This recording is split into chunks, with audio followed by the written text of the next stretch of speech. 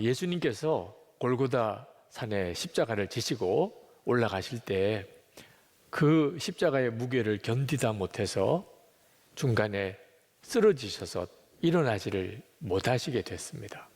로마 병정이 보니까 예수님이 도저히 그 몸으로는 십자가를 지고 골고다에 올라갈 수가 없다고 판단해서 그 옆에 있는 한 사람, 구레네 사람 시몬을 붙들어서 그 십자가를 지고 가게 한 일이 있었습니다.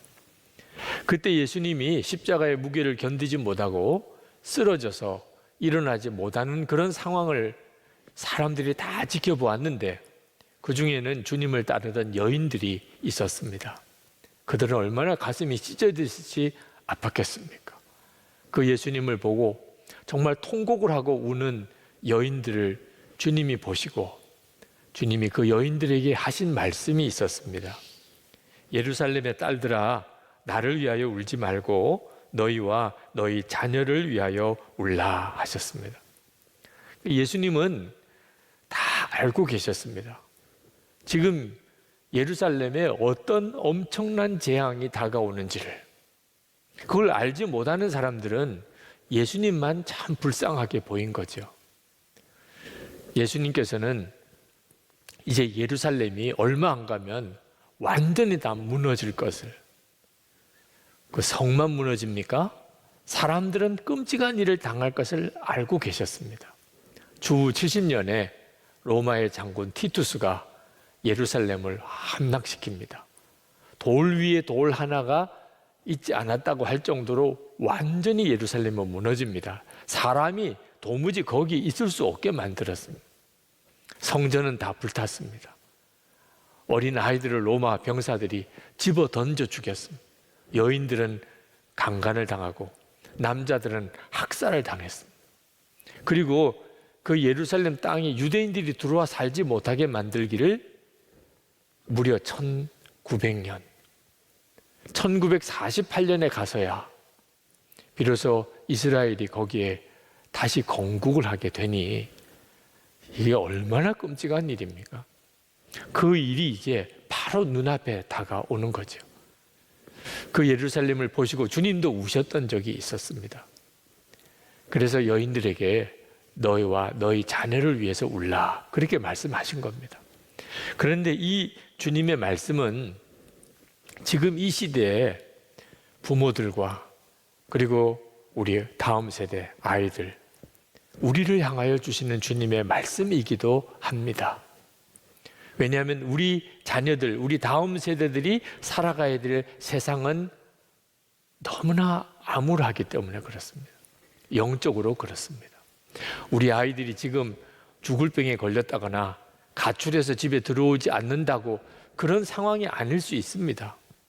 그저 열심히 공부하고 말 잘 듣는 아이들일 수도 있습니다. 문제는 이 아이들이 앞으로 살아갈 세상이 어떤 세상인가 하는 겁니다.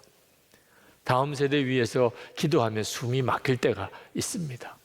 앞으로 10년, 20년 뒤에는 어떤 세상이 될까? 지금 N번방 사건이라고 뉴스에 계속 나오고 있는, 도대체 자세히 알아보지 않으면 그게 무슨 사건인지도 제대로 알기 어려운, 정말 음란하고 상상이 안 될 정도로 악한 일들을 누가 저지르고 있나?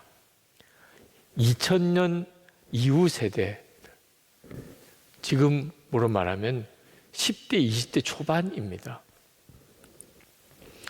우리 아이들이 지금 어떤 세상에서 살고 있는가? 하나님은 안 계시다. 그게 상식인 세상에서 삽니다.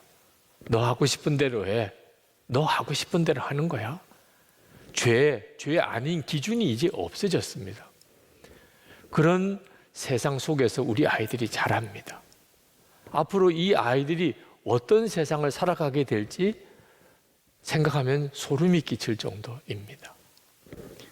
어쩌면 하나님을 믿겠다고 고백하면 그러면 순교를 각오해야 될 세상이 오게 될지도 모르겠습니다. 이 일은 철저하게 사탄이 하고 있는 일입니다. 사탄은 온 인류가 파멸되기를 원합니다. 그래서 그 작업을 하고 있습니다. 그래서 사탄이 쓴 전략이 가정을 무너뜨리는 겁니다. 가정이 무너지면 그러면 세상은 그냥 인류는 멸망으로 갑니다. 그래서 부부 사이를 깨트리는 겁니다. 여러분, 부부 사이에 어려움이 있으신 가정은 그 영적인 뿌리를 볼 줄 알아야 합니다. 그리고 사탄이 우리 다음 세대 아이들의 마음을 사로잡는 겁니다. 이해가 안 될 정도로 우리 아이들의 마음속에는 어둠이 많습니다. 상처가 깊습니다. 부모로서는 잘 이해가 안 됩니다. 왜 그렇게 반항적인지, 왜 그렇게 비뚤어져 나가는지, 왜 그렇게 부정적인지, 왜 그렇게 모든 것들이 다 악한지.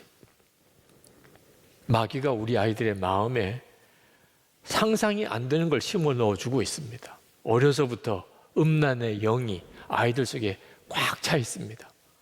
탐심, 돈이면 죄일이라는 생각이 어린 아이들부터 가지고 있습니다. 죽고 싶은 생각에 늘 시달리고 있습니다. 우리 아이들이 그렇게 외로워하는 줄 아십니까? 마음의 상처는 너무 깊습니다. 창세기 8장 21절에 사람의 마음이 그 계획하는 바가 어려서부터 악함이니라. 마귀가 그렇게 했습니다. 예수님 태어날 때 그 어린 유아들 다 끔찍이 다 죽여버렸잖아요.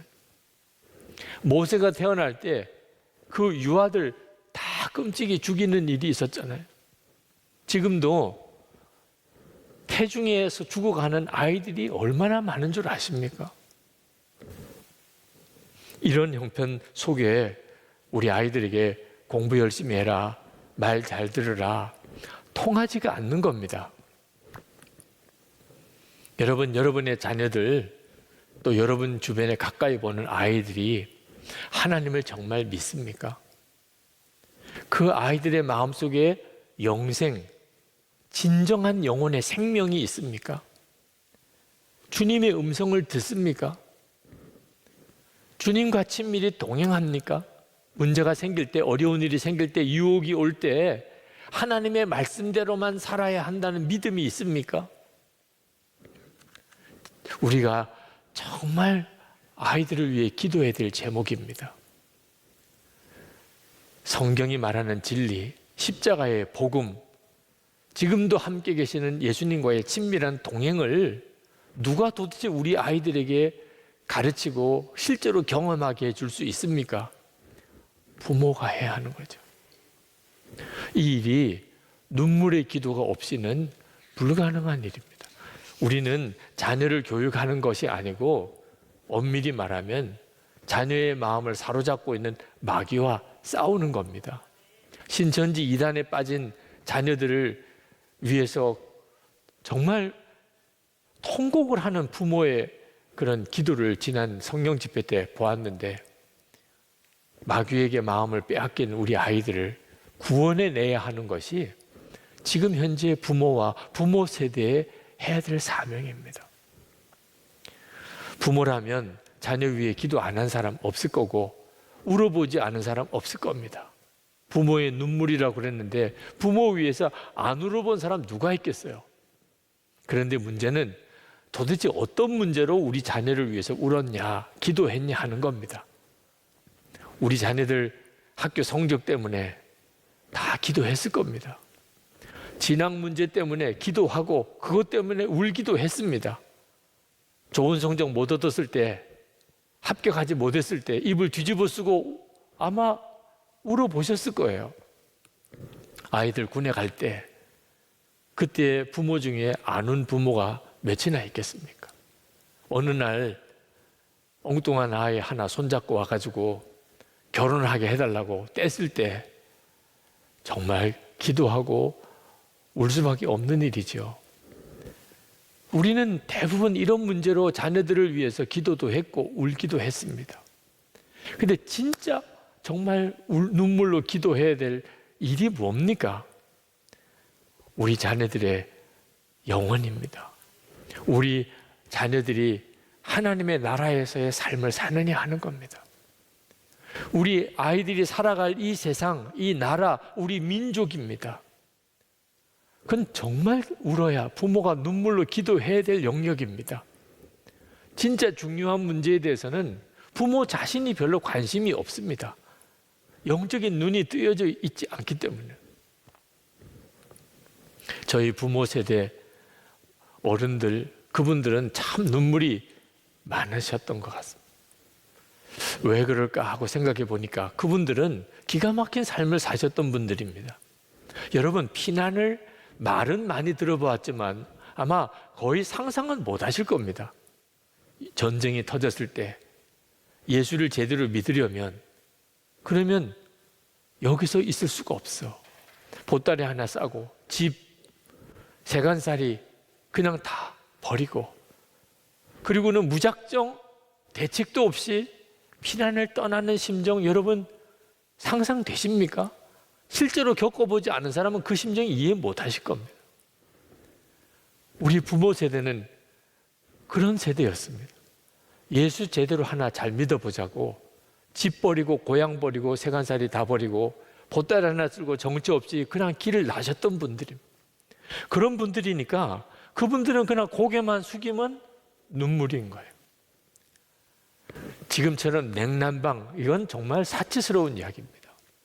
차가운 맨바닥에 거기서 철야하고, 매일 그렇게 철야하고, 그렇게 금식하고, 그러니 그분들은 기도를 하면 그냥 눈물의 기도였습니다.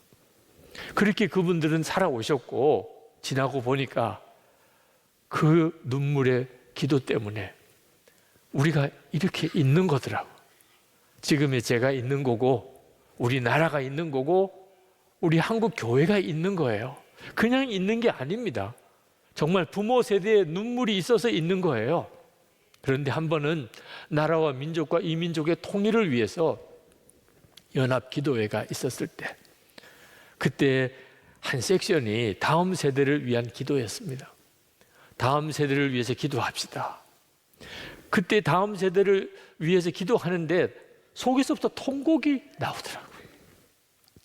너무 미안하더라고요. 저는 그런 눈물의 부모의 기도를 통해서 이만큼 은혜를 누렸습니다. 여기까지 왔어요. 그런데 지금은 부모 세대의 눈물이 마른 거예요. 물론 눈물 흘린 적 있습니다.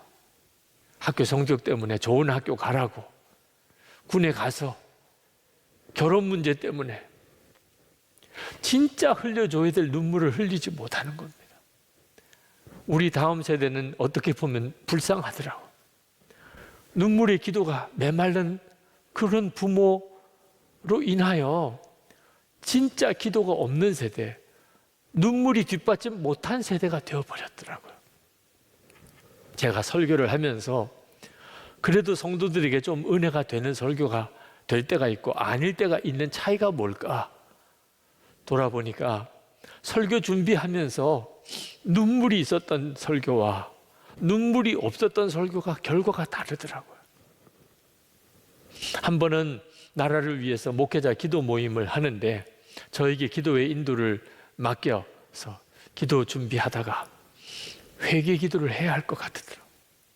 우리가 하나님 앞에 나라를 위해서 기도할 때 이 땅의 목회자들이 정말 하나님 앞에 회개 기도를 해야 할 것 같더라고요.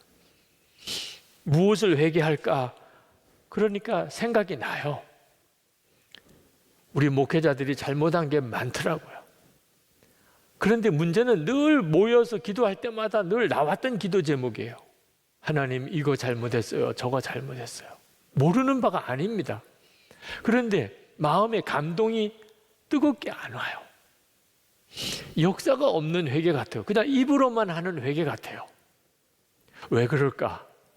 뭐가 문제일지, 무슨 죄가 있는지 깨닫기는 하겠는데, 그리고 우리 입으로 하나님 우리가 잘못했어요 라고 고백도 하는데 회개의 역사가 없는 건 무슨 뜻일까? 그때 마음에 통렬히 깨달아진 것이 성령의 말할 수 없는 탄식이 우리에게는 없다는 겁니다.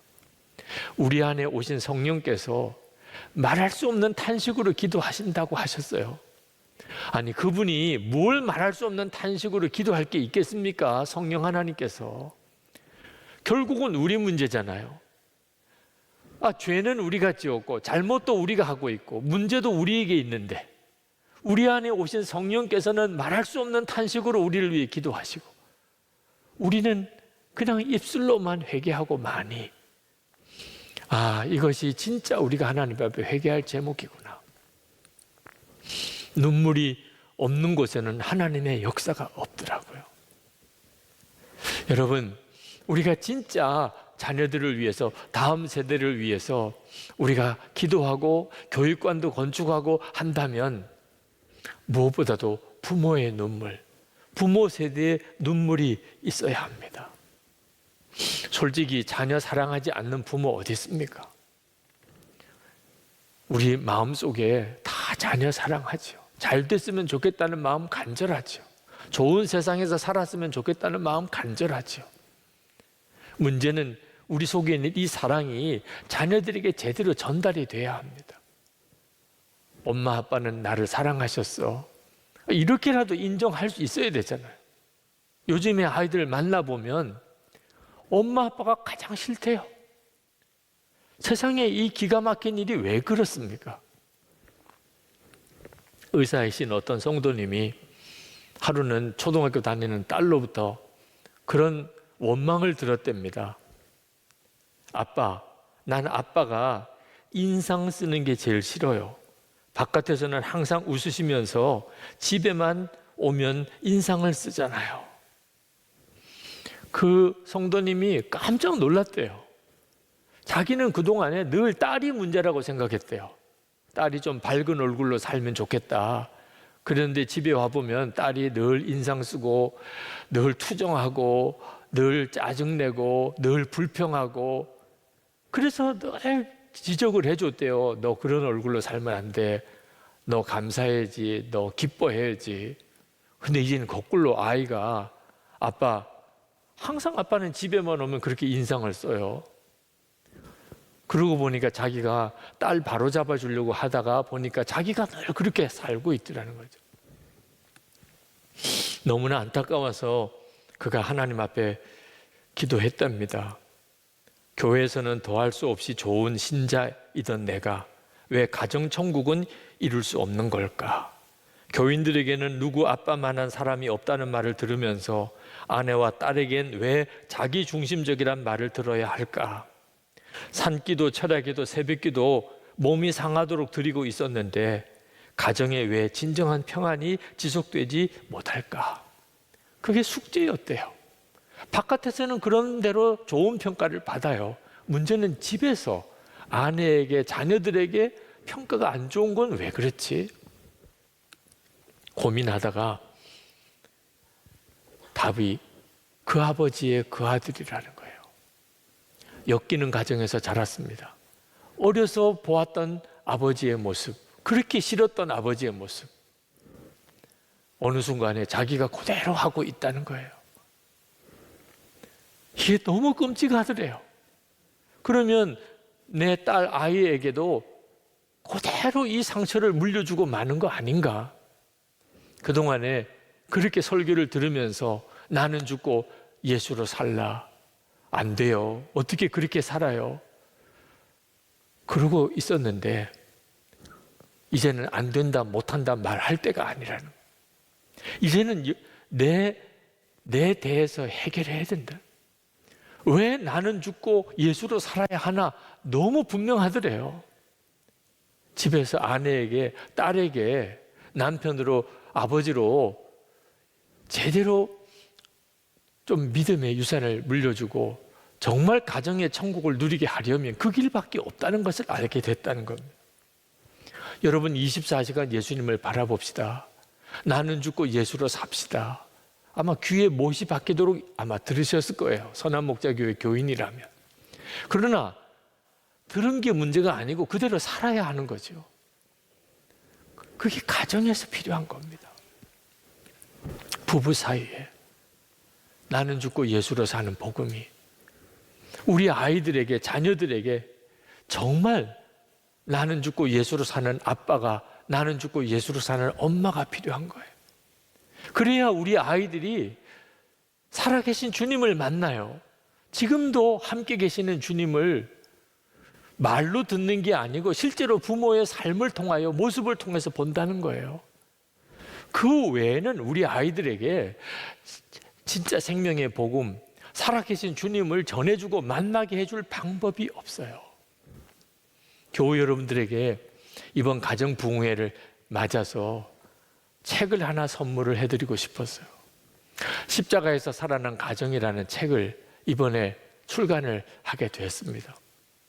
그동안 가정의 달 우리 교우들에게 했던 설교를 다시 정리해서 책을 낸 겁니다. 물론 교우 여러분들에게 다 책을 한 권씩 다 드릴 수는 없어요. 천상 사서 보셔야 되죠. 그러나 이 책을 만드는 과정 자체가 우리 교우들에게 드리는 선물이라고 생각하고 만들었어요. 저는 결혼하면 남편이 되는 거잖아요. 자식 낳으면 아버지 되는 거잖아요. 그게 뭐 그렇게 심각한 문제가 될 거라고 생각 안 했어요. 뭐 열심히 하면 좋은 아빠가 되고 좋은 남편이 되겠지. 그런데 실제로 결혼해서 살아보니까 아니더라고요. 정말 문제가 많은 남편이었고 문제가 많은 아버지였어요. 마음으로는 아내가 행복하게, 두 딸이 다 행복하게 그렇게 해주고 싶지요. 살아보니까 그렇게 안 되는 거예요. 내 문제라고 인정하기 싫었어요. 누구나 다 그렇게 사는 거지. 그렇게 넘겨버리고 싶었어요. 그런데 목사가 되어 교인들을 목회하다 보니까 교인들의 가정 문제가 심각한 겁니다. 교회를 나오시는데 부부 사이가 쉽지 않아요. 교회 나오는 성도의 가정 안에 부모 자녀 관계가, 특히 우리 자녀들의 문제가 한두 가정이 심각한 게 아닙니다.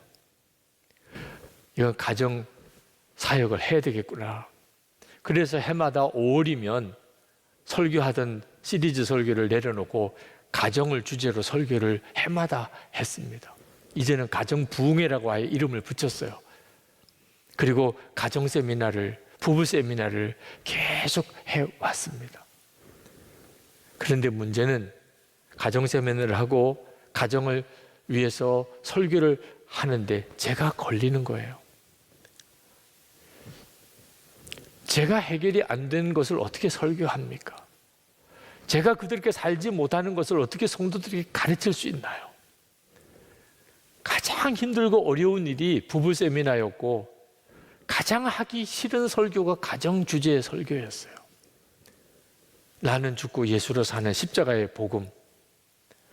이 복음이 가장 먼저 저에게 도전해 온 것이 제 아내의 문제, 우리 두 딸에 대한 문제, 부모님에 대한 문제였습니다.